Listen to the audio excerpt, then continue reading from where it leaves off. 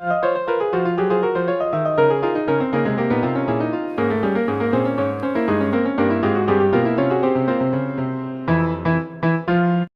guys, welcome back to another video. My name's Max and today we are starting Inktober.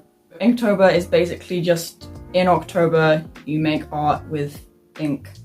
Unsurprisingly, it's not that deep, but it's fun. Today's tutorial is like a really basic kind of beginners. This is how you can make cool, simple stuff with ink to like get you gradually integrated into the Inktober mood or something. So today I'm doing a critical study of Andy Warhol to kind of show you some really basic skills, because the piece that I've got is a very kind of simple design. I'm going to show you what materials and papers and brushes and stuff you need to use.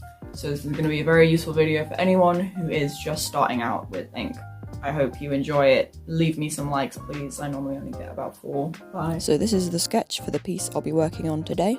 It is called Skulls by Andy Warhol, and these are the inks that I will be using. I've got a set of Winsor & Newton and they're very good. I'd recommend this brand. You can use a quill or dip pen, but you definitely need a watercolour brush. You can tell if it's watercolour if it's got slightly paler bristles at the end. And of course, water is a must-have for watering down your ink and washing the brush. Ink is transparent, so you will need to make sure your sketch is nice and light before you start so you don't see the pencil lines underneath. Use your watercolour brush to pick up ink out of the bottle. Don't just pour it because it will just go everywhere and that's just a terrible idea. I'm using the inside of a pencil tin, but you can use an actual palette if you want to. You also use your brush to pick up the water because watercolour brushes can hold a lot at a time. That's why I recommend using those as opposed to any other brush. A way of applying is these nice wet juicy washes, so you just press very lightly and drag the paint around the area you want to be coloured. Spreading it out quickly will stop any streakiness.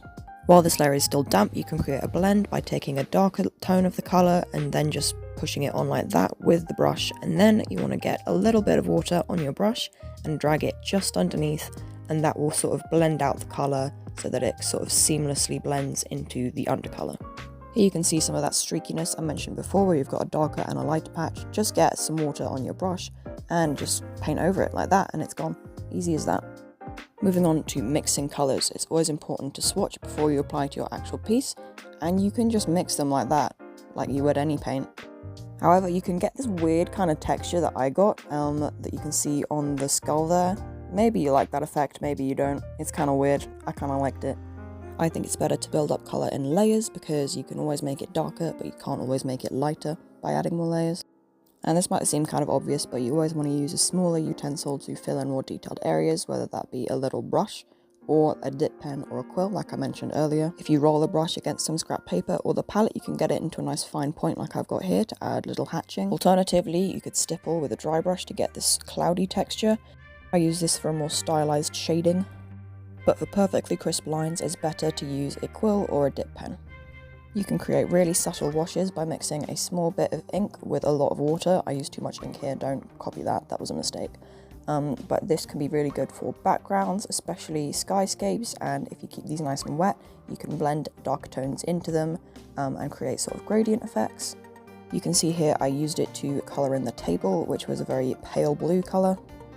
And when you put all of those techniques together, you can end up with something like this. I'm very proud of this piece. I'm pleased with how it turned out. Let me know how you guys' pieces come along when you start inking, and I hope to see you in the next one.